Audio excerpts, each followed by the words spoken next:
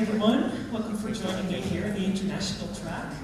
What we're going to focus on with this first session in the international track is retention, mobile game retention. And it's really, when people talk about retention, they often refer to something that's marketing related. But I'm convinced that retention is a lot more. It has to do mainly with your game design. So that's kind of what I want to focus on today. Just a little bit more about me. I've been in the industry for quite a bit already. Tamalaki is a mobile game publisher that focuses on casual games. It's like hidden object games, match 3, simulation, puzzle games. Those are mainly played by an audience of women over 40 in the United States and in Europe. We've been doing that for a couple of years. We released more than 100 games, and I've been doing that in cooperation with a company called FGL.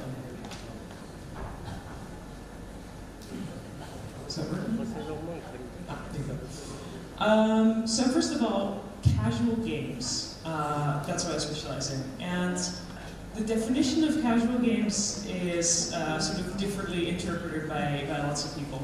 When I started out in the casual gaming space 11 years ago, this was kind of what defined a casual game. Easy to learn, hard to master. However, nowadays, any type of game can go by, the term casual. Look at a game like Uncharted, right? That's basically easy to learn, hard to master, because as long as if you fail a stage, you can just start right over again. So I think the definition of a family-friendly casual games and family-friendly content changed nowadays to this. I can quit any moment, but I want to play for hours. And that playing for hours and the retention that comes with it, that's what I want to talk about. And I want to talk a little bit more than just games. I think there are other examples in the industry that we can also talk about and see how they optimize their retention. So, Tinder, for example, is I think that's an interesting app also to look at when it goes about the perfect cycle of retention with 3 steps: engagement, immersion, and retention. I'm going to talk a little bit more about that cycle today. This cycle. 3 steps that I define. Step 1 is all about people liking your game. It's all about optimizing the funnel of your tutorial. Make sure that your core gameplay is really, really interesting. That's what keeps people around. Without it becoming like a grinding chore. And step 2, the immersion, where people really get sort of sucked into your game for hours, for days, for months. Maybe after 2 years, people still play your game. Why is that? What keeps people interested? And then step 3, about the retention, about the constant updating that you need to do to keep the game interesting. So I'm going to explain these steps a little bit more into detail now. Again, my example about Tinder. Step 1, the immersion. The engagement. The tutorial and the core gameplay should be really solid to hook people in, because otherwise there's so many apps in the App Store. Otherwise, people are going to play something else. So you should really focus on designing your first user experience. And I want to reference Tinder because they have a really simple 5-step tutorial. You just basically, in the tutorial, you already have to swipe to go to the next tutorial screen. So you're already getting familiar with the core gameplay mechanism. And then, since you log into Facebook, so also immediately you get the user data from that. And then that's it. That's the tutorial. And that's the type of easy and engaging experience that I think we should focus on also in games to make sure that we offer the same sort of easy, low barrier experience for the first time. A game example of a game that does it really well, I think, is Clash Royale. Their tutorial consists of just 7 battles. And already in the 2nd battle, you have to make your own choices. But very gradually, they introduce small steps, more and more gameplay features. So in the 2nd battle, all you have to do is tap at the right moment to release your troops. In the 3rd battle, you already have to choose the type of troops you're releasing, and so on. So it's really about making your own choices, but with a very low barrier and very a low risk of failing. The fun in this game is also heavily dependent on the social pressure from players. Another good example of a game that does that is Work with Friends, where a lot of the gameplay is really focused on how fun it is to play with your friends. So that's also a really important part of their engagement. And as you can see here, is that the core loop of a game like Clash Royale is super simple. It's just like you battles, you wait, you open your chests of the cards that you got, you upgrade, and then you're ready for battle again. So this very simple gameplay loop is very easy to understand for players. It's not very intimidating, it doesn't scare them away. Everyone has the feeling that they can easily understand this. Another little example of my own games. So a very popular series within Tamalaki games is the home makeover games. Those are hidden object games where you earn money in the hidden object levels to buy furniture for your house and upgrade your house. This is an endless cycle. And here's like a simple version of the loop. Home Makeover 1 was released 3 years ago. You can see it's a simple 4-step thing where you buy furniture, you upgrade your house. Home Makeover 2 was very similar, but in Home Makeover 3 we stepped up the game a little bit. Still, you can see that the core loop is intact, but we added some features with the quest system, like more going towards the free-to-play side. You can play mini-games, complete quests, and continue on in that core loop. Now, Home Makeover 4 was released last summer. And as you can see, there's a lot more to it. I'm not very good at making flowcharts, but I hope it's clear that the core gameplay loop is still there.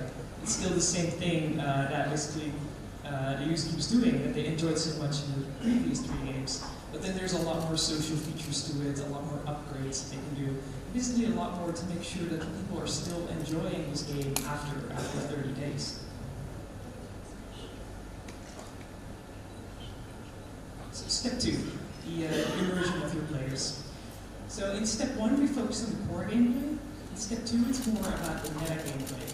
So where step 1 is all about what hooks people in, step 2 is about what makes them stay. What other reasons are there to keep on playing?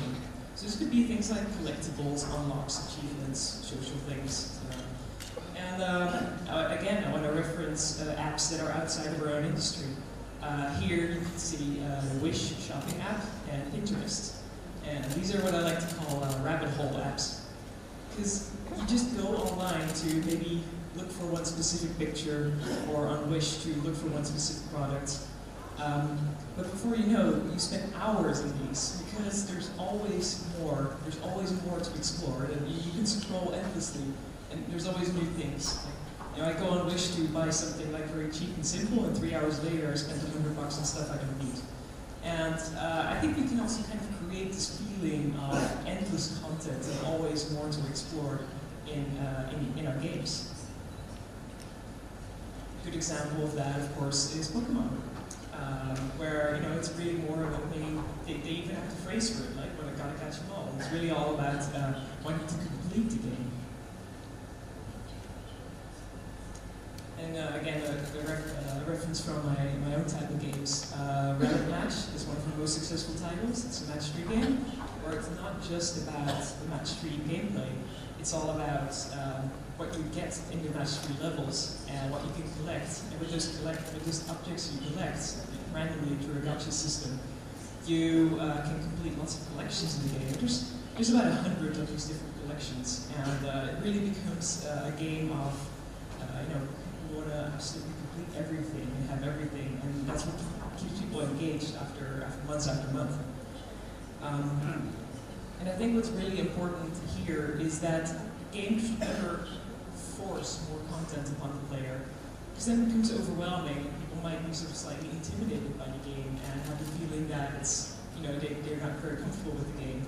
However, if the user gets the opportunity to slowly explore the game in their own pace, find out what they like, when they like it, it's a better way of keeping people interested. And again, step 3, the retention. What makes people come back? So again, let's start with an example from outside our industry, Netflix. no matter how many times a day I open my Netflix account, it's never the same what I see on the home screen. Because there's always something new under trending or new releases or recently added or personal picks. And it gives me the feeling that there's always something new. Every time I come back, there's always something different. And so it gives me the feeling that there's a team behind it that cares about me and about the fresh content that I see. It feels alive with it. I think a game that does it is this game is basically a bubble shooter where every day you unlock new horoscopes. The game's called Zodiac Pop. It's from a development in the Philippines. And this is a good example of how you can keep your game fresh and vivid without endlessly having to update and without constantly having to spend lots and lots of your resources on these daily updates. Because this game just basically imports daily horoscopes. If I play one level a day, then I only unlock my own horoscope. If I play more, then I also unlock, for example, my partner's horoscope, my money horoscope, my love horoscope, my luck, etc. So it's a very good way of providing evergreen content without being really a strain on your development team or your development budget. Also, what's interesting about this game is if I don't play today, then my horoscope for today will be gone forever and I can't see it back. So every day there's an urge to check in and see what's new. If I skip one day and I just log in tomorrow only, then I'll never see what my horoscope for today is. And a more simple example of evergreen content is just monthly updates. Again, I'm going to reference the Home Makeover series, where in Home Makeover 4, from the start, we designed the game to really provide for easy monthly update content. Whereas we built our quest system so we can easily enter some new quests. The whole furniture system is built in a way that we can easily add new furniture for the room, for example. And of course, we show our updates by constantly designing the icon to show the user in the stores or on their device, hey, there's something new. So there's like the normal icon, the Thanksgiving one, the winter one, soon there will be a spring update. Of course, we just had Valentine's, etc. And by making sure that you design basically your system in the game from the start this way, you kind of avoid a stressful fight against the deadlines. This might not seem as something really revolutionary, but don't forget that games like Pokemon Go kind of missed this step, where they were far too late to really update and provide new content.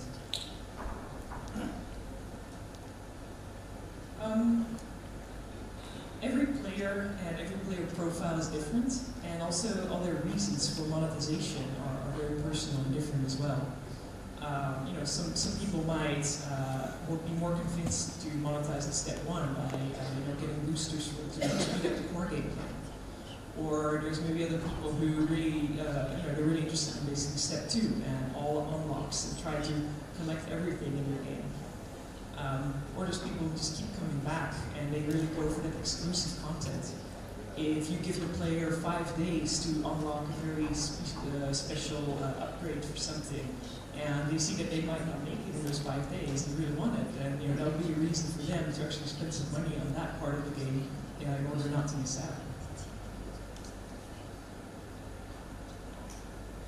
Retention also really has to do with the user's attention span. People play games to feel stimulated, no matter how small the payoff for it. So, small goals, like for example daily quests or a battle that is won, those are kind of like breadcrumbs. As in, there's always the next goal is never far away. It might be small, but still it's a nice payoff. It's that little thing that makes you think like, well, one more battle, one more game, because then I'll get this. And then in between, there's bigger goals. There's the carrots in this example, where those could be leveling up, or boss fights, or completing a collection, upgrading. And these vary in size as well. There's big carrots, there's small carrots. But the important thing here that really stresses that feeling of I can play for hours is because the next goal is always within sight. It's always just one more level, just one more, and then I get there. Then I can stop. And then of course there's another goal.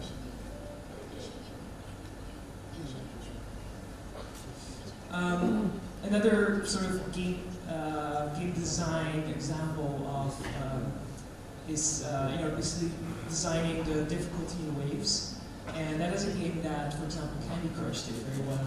Where after a very, very difficult level that you maybe spent days on to finally complete, after that there's a level that always feels slightly more easy.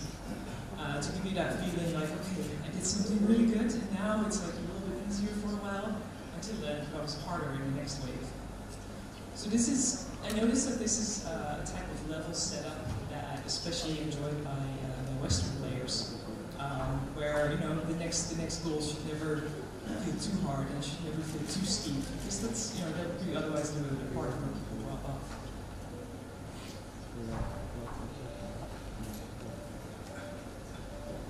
So, the retention rhetoric. In the mobile gaming industry, a drop-off rate of 80% is more or less accepted. It's an industry standard. And it might not be so bad if you compare it to the online retail industry, where 40% of the users are lost within 10 seconds. So if we accept a day one retention of only 20%, then we better make a really good effort to keep those last 20%. And often when I talk to developers about retention, they're like, oh yeah, I'm just going to put some high scores in the game, some achievements, push notifications, and then there'll be a retention strategy. I'd like to stress that that is not a strategy. That is maybe sort of an emergency thing to do. But really good retention is something that you keep in mind from day one when you start designing your game. It's really all about that feeling of, I want to complete this game. So before I'm going to end the session, I want you to walk away with one lesson. Retention is more than a push notification or a retargeting campaign. Retention is in your game design and the proper setup of your free-to-play experience. So thank you so much.